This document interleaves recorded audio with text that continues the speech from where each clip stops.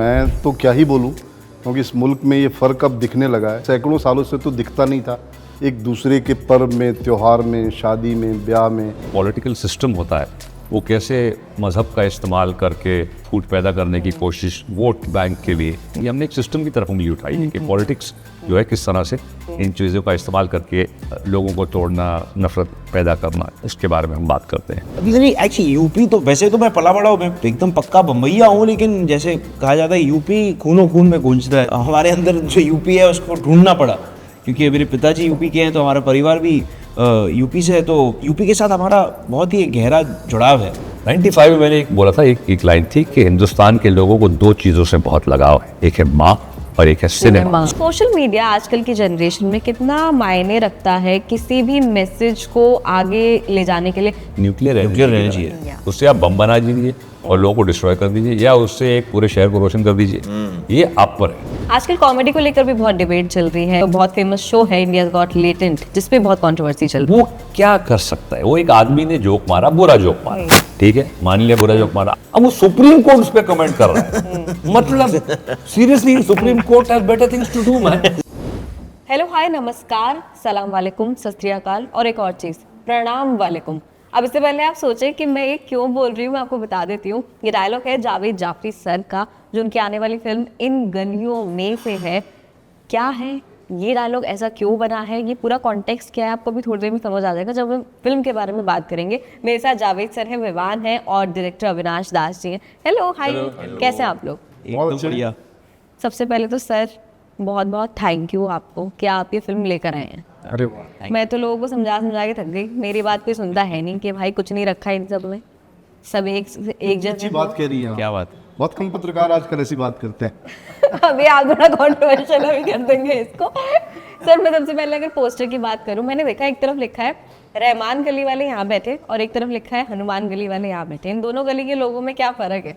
बताइए जावेद साहब, क्योंकि मैं तो क्या ही बोलूं, क्योंकि इस मुल्क में ये फ़र्क अब दिखने लगा है। लंबे समय से, सैकड़ों सालों से तो दिखता नहीं था। एक दूसरे के पर्व में, त्यौहार में, शादी में, ब्याह में लोग शामिल होते रहे। मतलब हिल मिल के रहने वाले इस देश में पता नहीं क्या हो गया लोगों को कि इतिहास के गड़े मुर्दे उखाड़ खाड़ करके। एक बहुत अच्छा शेर है कि गलतियां बाबर ने की, जुम्मन का घर फिर क्यों जले, है ना, बशीर बद्र साहब का शेर है। तो हमारे बहुत सारे कमाल के लोगों ने इस तरह की लाइनें लिखी हैं। कबीर ने लिखी है, मीरा ने लिखी है, रैदास ने लिखी है ना, जिसकी लाइनें जावेद भाई फिल्मों में भी पढ़ते रहते हैं। तो ये जो इस देश में हो रहा है, हमको लगा कि एक आईना तो दिखाना चाहिए यार। इस वजह से इस पोस्टर में रहमान गली वाले यहाँ बैठे और हनुमान गली वाले यहाँ बैठे। ओके सर, आप कौन सी गली से हैं इसमें? नहीं, मैं बीच में हूँ, क्योंकि संगम है। इस फिल्म का पहले नाम था यू शेप की गली, यू शेप की गली। तो ये रहमान गली, ये हनुमान गली, और यहाँ पे मेरा एक चाय की मेरी दुकान है और छोटा सा घर है, और एक लोअर मिडिल क्लास नहीं कहूँगा, ये एक लोअर मिडिल क्लास के भी कम एक इलाका है, इकोनॉमिक तबका जो हम कहते हैं। और ये सब्जी वाले हैं, और जो लड़की है वो भी सब्जी वाली है, और ये चाय वाला है। तो एकदम ज़मीन से जुड़ी हुई जो हमारा मेजर पॉपुलेशन है, उस तबके का, इकोनॉमिकली हम बोलेंगे तो उस तबकों की एक गलियों की कहानी है। और लोगों का साथ रहना, लोग नाम लगा दिए हैं। अब शेक्सपियर ने कहा ना कि व्हाट्स इन अ नेम, नाम में क्या रखा है, काम से काम की बात करो। आजकल वही हो रहा है कि हम नाम में ज़्यादा फिक्र कर रहे हैं और काम की कम कर रहे हैं। देखो काम बोलता है ना, नाम क्या है, नाम बदल दिया आपने नाम। तो हमने ये कोशिश की कि एक सिम्बॉलिकली दो नाम रखें, और किस तरह से रहते आ रहे हैं, और किस तरह से कुछ लोग जो एक पॉलिटिकल सिस्टम होता है वो कैसे मज़हब का इस्तेमाल करके फूट पैदा करने की कोशिश वोट बैंक के लिए। तो हमने किसी एक उंगली ने किसी एक कोई पार्टी की तरफ नहीं उठाई, हमने एक सिस्टम की तरफ उंगली उठाई है कि पॉलिटिक्स जो है किस तरह से इन चीज़ों का इस्तेमाल करके लोगों को तोड़ना, नफरत पैदा करना, इसके बारे में हम बात करते हैं। तो एक नियत वही थी। बिल्कुल, नियत बहुत साफ है, मेरा तो मानना यही है। सर, अगर मैं पूछूं तो ये सेटअप कहाँ का, दिल्ली का सेटअप दिखाया गया है? लखनऊ की गली है। तो लखनऊ का एसेंस आप कैसे लाए मुंबई के लोगों में? ये मुझे लगता हमारा है कि काम विद्वान है। से पूछिए, क्योंकि एसेंस तो हमारे दिमाग में क्लियर था, क्योंकि कहानी यूपी की थी, किरदार हमने यूपी के चुने, लेकिन उसको वहाँ के रंग में ढालने का काम इन लोगों ने किया। हमने तो रिक्वेस्ट की कि ढाल लो यार, लेकिन हाँ। इतना गाइड किया आपने, मोल्ड किया उसे परफॉर्मेंस को। पर एक मेहमान sculpture आप के- कैसे बने, लखनऊ बॉय कैसे बने? वो भी बड़ा सोशल मीडिया इन्फ्लुएंसर सा लग रहा है, लाइक्स और Exactly, कमेंट्स और व्यूज के एकदम पीछे हाँ। नहीं एक्चुअली यूपी तो वैसे तो मैं पला बड़ा हूँ, मैं एकदम पक्का बम्बईया हूँ, लेकिन जैसे कहा जाता है यूपी खूनों खून में गूंजता है, तो हमारे अंदर जो यूपी है उसको ढूंढना पड़ा, क्योंकि मेरे पिताजी यूपी के हैं, तो हमारा परिवार भी यूपी से है, तो यूपी के साथ हमारा बहुत ही गहरा जुड़ाव है, तो उसे उस भाषा को ढूंढना पड़ा। और बहुत ही अविनाश सर ने और पुनर भाई ने बहुत मदद की, बहुत ही हर लफ्ज़ पर बहुत ही बारीकी में हमने काम किया साथ में। और एक्चुअली एक ये जो अवधी जो डायलेक्ट है, हमने एक बार कोशिश की थी पहले, मेरे पिताजी के साथ हमने एक प्ले किया था संक्रमण करके, कामताना जी की एक शॉर्ट स्टोरी है, उसमें मैं बेटे का रोल कर रहा था, तो उसमें वो अवधी भाषा सिमिलर है, तो कई बार कोशिश की है ये डायलेक्ट को रिप्रेजेंट और डिपिक्ट करने में, और बहुत मज़ा आया, बहुत ही मज़ा आया इसे इनहैबिट करने में। ओके अच्छा जावेद सर, अगर मैं आपसे पूछूं तो जनाब मिर्जा कैसे हैं? मिर्ज़ा जो है 60-65 के है, प्रॉबली इंडिपेंडेंस के थोड़े साल बाद पैदा हुए। देखा है मुल्क को बढ़ते हुए, प्रगति करते हुए, तब्दील होते हुए पॉलिटिकली, सोशली, तो मिर्ज़ा का बैकग्राउंड काफ़ी स्ट्रॉन्ग है और एक न्यूट्रल सा आदमी है, एक थोड़ा सूफीश किस्म का आदमी है, शायर भी है, फ़िलासफ़र भी है, जो देश के लिए लड़े और कुर्बान हुए, और उनकी एक सोच थी कि हमारा मुल्क ऐसा हो, वो सोच लेके चलता है तो जिन लोगों ने देश को बाकायदा बनाया, उनकी नींव रखी, तो वो इसकी सोच है, जो कॉन्स्टिट्यूशनल सोच जो हम कहते हैं। और मिर्ज़ा वो लेके अब तक चल रहा है, और अफसोस भी होता है उससे कि क्या हो रहा है, लेकिन पॉजिटिव है कि नहीं, फाइनली जो है, जो प्यार, मोहब्बत, एकता, वही जीतेंगे। यही मुल्क है हमारा, जो हमने कहा है ना कि ये मुल्क सत श्री अकाल, प्रणाम, सलाम से चलेगा, इंतकाम से नहीं। ये मिर्ज़ा की असल में सोच है। और उसके खुद के मतलब बच्चे कोई कम्युनल राइट्स में मर गए थे, बहू और बेटा, वो मारे गए थे। और अब जब ये इन दोनों की मोहब्बत होती है तो इनकरेज कर रहा हूँ, मैंने कभी डिस्करेज नहीं किया, और मैं पॉजिटिव हूँ। जबकि कभी कभी जो लड़की है उसके मन में आता है कि नहीं, ये तो नहीं होगा, प्रॉब्लम है। तो मिर्ज़ा बेसिकली एक ऐसा आम आदमी जो वाकई ये आम आदमी का प्रतिनिधित्व करते हैं, जो शायरी भी करता है और बिल्कुल नॉर्मल किस्म के काम करता है। वो स्पेशल का, अगर शायरी करते हैं तो हम स्पेशल है। समाज के बीच में घुला मिला एक आदमी जो सच की तरफदारी करता है, ऐसे हैं। ओके और अगर मैं आपसे आपका थॉट पूछूं फिल्म को हाँ करने से पहले, तो वो क्या था? नहीं तो मेरे को मैंने टोटली आइडेंटिफाई किया जब मैंने पढ़ा कि मिर्ज़ा है, तो मैंने कहा ये तो मैं भी ऐसे ही सोच रखता हूँ। तो हालांकि कैरेक्टर बना, लेकिन जो सोच थी और नीयत थी वो मेरी पर्सनली आइडेंटिफाई करता हूँ, जो बात मिर्ज़ा कर रहा है। तो ये तो करनी है भाई, ये तो मतलब बहुत दिनों बाद ऐसा कोई आया है सब्जेक्ट जहाँ हम लोगों ने तो बड़ा टाइटल जीतना था जब जावेद साहब की तरफ से, दीवान की तरफ से, बाकी लोग तो हाँ आया। अरे जावेद सर के लिए ना सभी बोलते हैं, पहले भुवन के साथ ये इंटरव्यू ऐसे- था, ऐसे भुवन ने भी जो है बोला हाँ था। कहते हाँ कि पता नहीं जावेद भाई हाँ बोलेंगे, नहीं बोलेंगे, ये एक्टर है, ये एक्टर है। इन्होंने बिना कुछ सोचे समझे कहा कि यार ये मैं फिल्म कर रहा हूँ, और हम जून पे आ गए, नेक्स्ट डे हमारे ऑफिस आ गई। इस तरीके से हमारी बात आगे बढ़ी, तो कमाल ही हो गया। पर मुझे समझ नहीं आता, आप इतने, मुझे तो बड़े जॉली से लगते हो, बड़े ह्यूमरस से लगते हो, लेकिन लोग ऐसा क्यों करते हैं? हर कोई, भुवन बाम से जब बात हुई थी मेरी, वो भी ये बोल रहे थे, सर भी ये कह रहे हैं कि जब ऑफर जाता है आपके पास, सबके ऐसे मन में धक धक होती है कि उनको ये हाँ लगता है करेंगे कि भाई कि ना पता नहीं ये करेंगे। कुछ करेगा नहीं करेगा, मूडी किस्म का इंसान है, अच्छा आइडेंटिफाई करेगा इस फिल्म से, व्हाटएवर, कुछ पता नहीं है, वो बन गया है। बट ऐसी तो कोई बात नहीं है, अच्छी वजह सर, ये बनाए रखो। हाँ नहीं, लेकिन जो काम करना है, मैं अपने काम में सीरियस हूँ, और मैं बहुत ज़रूरी समझता हूँ कि एक फिल्म बहुत एक हिंदुस्तान में ख़ास तौर पे सबसे बड़ा माध्यम मेरे हिसाब से है, क्योंकि और ये मैंने 30 साल पहले 95 में मैंने ये बात कही थी, 30 साल हो गया। 95 में मैंने एक बोला था, एक लाइन थी कि हिंदुस्तान के लोगों को 2 चीज़ों से बहुत लगाव है, एक है माँ और एक है सिनेमा। सिनेमा, और ये 2 चीज़ें, और लोगों ने इस्तेमाल किया इसको, बट ये बहुत मैं खुद मानता हूँ, क्योंकि हिंदुस्तान का आदमी जो है सिनेमा से ही सीखता है सब। वो सोता सिनेमा है, खाता सिनेमा है, सब कुछ सिनेमा उसके लिए। माँ की गोद है, उसके बाद में सिनेमा की गोद है। तो वो जो है ना, और सिनेमा का असर, इम्पैक्ट बहुत होता है। तो अगर आप उस सिनेमा में झूठ बोलेंगे, छल कपट की बात करेंगे, मिसगाइड करेंगे, ये बहुत बड़ी जिम्मेदारी होती है कि आप अगर हिस्टोरिकल कोई बात बताए तो हिस्टोरिकल सही बनाइए, क्योंकि वो समझ रहा है कि हिस्ट्री है। आपने बड़ी क्लेवरली कह दिया, नहीं सर इट इज अडेप्टेड। अरे अडेप्टिंग मतलब वो तो समझ रहा है ऐसा हुआ था, वो थोड़ी जाके क्लैरिफाई करेगा कि हिस्ट्री बुक में ऐसा हुआ था। वो तो बोलेगा अरे ऐसा हुआ था, ऐसे माना था ये। तो ये जिम्मेदारी होती है सिनेमा की, क्योंकि वो आदमी समझ रहा है कि ये सच है। हाँ, फिर वहीं से मेंटालिटी भी मोल्ड होती है। एग्जैक्टली। तो वो एक, जब आप एक फिक्शन आप अमर अकबर एंथनी बना रहे हैं, टाइम पास वो ठीक है, जहाँ हिस्ट्री में चले गए, then it is very important कि आप सही तरह से बैलेंस करके बताइए कि ये आप एक तरफा चेरी पिकिंग जो हम कहते हैं वो ना करें आप। तो ये इस फिल्म में कोशिश यही हुई है कि एक जो सच है उसको रखा है हमने कोई चेरी पिक नहीं की, हमने किसी के बारे में झूठ छल कपट नहीं किया। मतलब ये हो रहा है और हमको लगता है कि भाई ये गलत हो रहा है, ये नहीं होना चाहिए। हम किसी पे उंगली नहीं उठाए, हमने एक सिस्टम पे ये उंगली उठाई कि ये सिस्टम इस तरह से क्यों बना हुआ है, मत आप समझें। So that's it. ओके, अच्छा अगर मैं बात अवंतिका की करूं तो कैसी है वो, सेट पे काम करना उनके साथ कैसा था?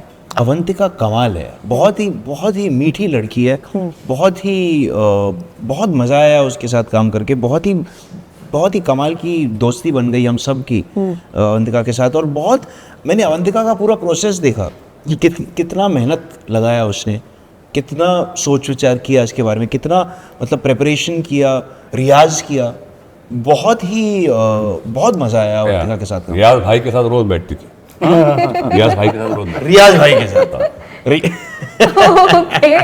अच्छा अगर मैं सोशल मीडिया की बात करूं, क्योंकि फिल्म में आपका जो कैरेक्टर है वो दिखाया गया है कि बहुत ज़्यादा सोशल मीडिया पे बड़ा एक्टिव है, लाइक्स के पीछे, कमेंट्स के पीछे, शायद वो रील्स वगैरह कुछ बनाता है, पोस्ट करता है, जो भी है। सोशल मीडिया आजकल की जनरेशन में कितना मायने रखता है किसी भी मैसेज को आगे ले जाने के लिए, चाहे वो मैसेज नेगेटिव हो या पॉजिटिव हो? सोशल मीडिया एक जिंदगी का हिस्सा बन गया, इससे हम गुरेज नहीं कर सकते, दिस इज अ फैक्ट, बन चुका है। ओके। अब इसमें यही है कि सोशल मीडिया, पिछली मैंने कई एक इंटरव्यू में कहा भी था, मैंने कहा एक न्यूक्लियर एनर्जी है, उससे आप बम बना दीजिए और लोगों को डिस्ट्रॉय कर दीजिए, या उससे एक पूरे शहर को रोशन कर दीजिए, ये आप पर है। अब ये है, अब आप फाइट नहीं कर सकते इससे, अब आपको देखना है आप क्या योगदान कर सकते, किस तरह से कंट्रोल कर सकते हैं इसको। अफसोस की बात यह है कि हम खास तौर से अब एक जेन एक्स जो हम कहेंगे, वो जेन जी पकड़ के, हाँ, वो उनको अटेस्टेशन चाहिए कि भाई वो क्या हो गया है ना, रियल वर्ल्ड से डिस्कनेक्ट होके इस दुनिया में घुस गए, और ये रियल है, मतलब ये तो हम वो कोप नहीं कर सकते कि हम बैठे हैं, अब उनको पता नहीं हम बात कैसे करें रियल इंसान से।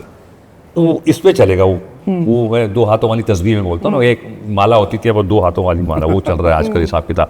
तो वो बच्चों डिस्कनेक्ट हो गए, ये रियलिटी हो गई। एक फिल्म आई थी वॉली, ऑफ कोर्स, यस, उसमें ये बताया था कि फ्यूचर में स्पेस कॉलोनाइजेशन, आजकल तो वैसे हम बोल रहे हैं मार्स, एलॉन मस्क, उसमें लोग ऐसे बाजू में बैठे हैं स्पेसशिप में और इस पे बात कर रहे हैं और इस पे देख रहे हैं उसको, चश्मे में और कैमरे लगाए, ये बात नहीं कर पा रहे, इस पे बात कर रहे हैं। सो मुझे बहुत अच्छी लगी थी वो फिर, तो हम भी वही कहीं उस तरफ जा रहे हैं। और इट्स वेरी इंपॉर्टेंट बिकॉज देखिए 2 चीज़ें, एक है मिस इन्फॉर्मेशन और एक है डिस इन्फॉर्मेशन। और मैं अपनी अम्मा की बात कर रहा हूँ, कई बार मुझे दिखाती है, बेटा देखिए व्हाट्सएप पे आया, मैंने बोला माँ कहाँ ये सब गलत, अरे देखो लिखा है। तो ये तो है हमारा हिंदुस्तान, लोग समझ रहे हैं यही सच है और पास ऑन हो जाता है, और कितनी उसमें नफरत और कितना कुछ नुकसान होता है बहुत। मैं आपको एक बात बताऊं, अभी 4 दिन पहले ही मेरी इनफैक्ट मम्मी ने ही मुझे बोला कि अरे आज मैंने व्हाट्सएप पे एक पोस्ट देखा, उसमें लिखा था कि इस बार जुम्मे के दिन होली है।